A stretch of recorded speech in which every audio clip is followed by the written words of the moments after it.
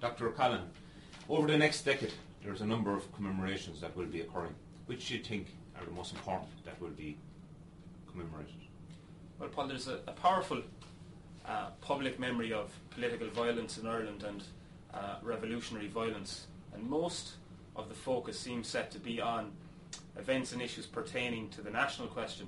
But there was much more to the 1910s and the 1920s than that. Even in the last few years, a number of important social reforms, their centenaries have passed us by virtually unnoticed. So for instance, in 1908, Lloyd George introduced the Old Age Pensions Act, and that same year he proposed what was to become the National Insurance Act of 1911, which provided for unemployment benefit for workers. And I think it's worthwhile reflecting on what those developments meant for people then and what they still mean to people. So liberal reforms like these, limited and all as they may have been, were designed to combat poverty, social isolation, social exclusion. But unsurprisingly, Conservatives view them as dangerous attempts to redistribute wealth. So when John Redmond and the Irish Parliamentary Party then found themselves holding the balance of power in Westminster after the 1910 general election, their reward for supporting the Liberals was a Home Rule Bill. And that Home Rule Bill, along with World War I, of course, provided the catalyst for much of the political conflict of the following decade. So, 1912, Ulster's Solemn League and Covenant was signed. The following year, 1913, the Ulster Volunteer Force was formed in response to that. The Irish Volunteers emerged. Also in 1913, of course, the Dublin Lockout, formation of the Irish Citizens' Army. In 1914, there was the outbreak of World War I, and the war continued until 1918. So within that period of World War, you had in 1916 the Easter Rising, followed some months later by the Battle of the Somme. In 1918, there was the conscription crisis. There was Sinn Féin's triumph in the general election. The suffragist movement, by that point we should remember, had secured the vote for women over 30 at least. 1919 to 21 then were probably the crucible years of the revolution. The War of Independence was fought. The first Dáil met. The island was partitioned. All of this before the Anglo-Irish Treaty was signed. Then, of course, came the Civil War, 1922 to 23.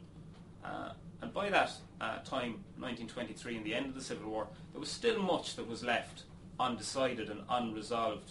So to impose an end date for any series of commemorations of 1923 is perhaps a little bit arbitrary. Now, whatever debates and arguments emerge, they'll be most productive if they revolve around existing historical research supplemented by new research. And that new research, hopefully, will not only deepen our understanding of the revolutionary period, but broaden our interpretation and our conception of it also.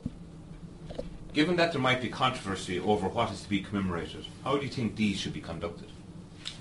Well, many of these events were bitterly divisive, so I think that commemoration provides us with a great opportunity to challenge crude versions of our history and to tackle as well any popular misconceptions that may be abroad. Now, we must remember that commemoration does not necessarily mean celebration, and that the two things are not the same. And there's a danger as well potentially in tribalism or in triumphalism. Now, having said that, on the other hand, there could be a problem if too much emphasis is placed on political correctness. And what we could end up with in that situation, rather than real and lively historical debate, is simply a series of pieties and of backslapping. What about if you did one big commemoration? Well, again, I think it is fair to say that all of these events are inextricably intertwined, but we should avoid lumping centenaries together or bracketing them together if we are simply going to impose artificial boundaries on them. Now, one way to look at the whole time period, I suppose, is that there is just one history, but different people, depending on their political background, their cultural background, will emphasise or will concentrate on different aspects of that history and draw on it as they need it. So there's a role certainly for historians in all of this, in negotiating between these difficulties.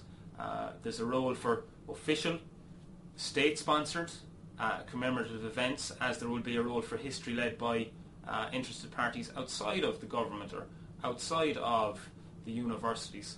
So what we might end up with could be, rather than a series of streamlined one-off events, a discourse which is contestable. This isn't the first series of commemorations we had in the country. There must be a history of it.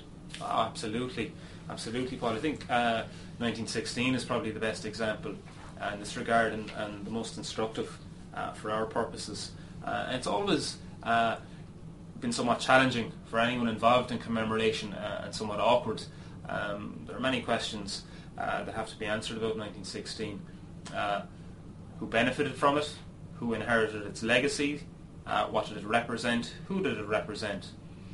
So even then, in the early years of the Free State, the relatives of the leaders of the rebellion were conspicuous by their absence in many cases. By 1966, the 50th anniversary of the Rising, it was really what amounted to a national celebration, I think it's fair to say, of the Rising. Now, critics of that later deemed it irresponsible and suggested that it had acted as a call to arms for impressionable young nationalists north of the border. But I think that's rather simplistic, and it ignores more cogent factors in the explosion of violence in the north in the late 60s. By the 75th anniversary of the Rising then, in 1991, obviously this was set against the background of the Troubles, and the commemoration was a much more muted affair. But the political climate had evolved again by the time of the 90th anniversary of the Rising in 2006, to the point where the military dimension, the military character of the events was much more pronounced. Now, I think as well we should remember that commemoration often has more to do with politics than with history. And the centenary of the Rising, the commemoration of that centenary, may well tell us more about 2016 than it will about 1916. So I think there's probably a role for historians there as well. What role do you think historians should play in this? Well, commemoration can amount to the politicisation of memory. So I would suggest, or I would argue, that it's incumbent upon historians and incumbent upon academics to provide academic leadership in terms of the public history of the next decade. But what did you say if they engage with the commemoration industry? Well, commemoration as an industry, some would argue, certainly purists would argue, that historians should have little to do with it, little if anything. The reality, of course, is different. The reality is that these events will occur whether or not historians are involved. And if historians do not participate in setting the agenda, well, then others will, others who will have different priorities. So where does that leave historians as public intellectuals? Well, historians as public intellectuals, there's a certain catch-22 involved there, I think. And the dilemma is this. What is the purpose of the historian in terms of commemoration? Should the historian attempt to mobilise historical knowledge in the hope of enhancing cross-community understanding, or should the historian limit herself or himself strictly to historical research in pursuit of abstract understanding? And where does historical accuracy fit into all this? Well, historical accuracy has to be paramount, I think, and sometimes the facts, and if the facts are the business of the historian, sometimes they will make us uncomfortable. And if that is the case, well, reconciliation doesn't necessarily enter the equation. Now, Thomas Kettle, the former nationalist MP for East Tyrone, he served in the Royal Dublin Fusiliers in the war, and he was killed during the war. But his hope had been that the tragedy of the war, as he acknowledged it, the sacrifice of the war, his hope was that it might inspire reconciliation between Protestant Ulster and Ireland, and then between Ireland and Great Britain. Now, as we know, that didn't happen, and in fact, the war accentuated Irish political divisions, and it provided the context of the Revolution.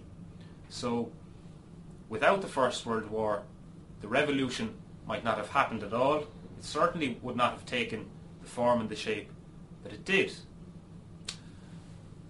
Now, having said all of that, commemoration as well should not just be the preserve of academic historians. There are a whole range of people, a whole range of groups, artists, writers, novelists, poets, filmmakers, documentary makers. One of the things the commemoration has to do is to engage with popular history, both north and south. And those groups, those people, may well do a better job of that than historians. So what do you think will be the outcomes of these commemorations? Well, there are certain parts of Irish history that always seem to be on the verge of being played out, yet they never are, and they remain live issues.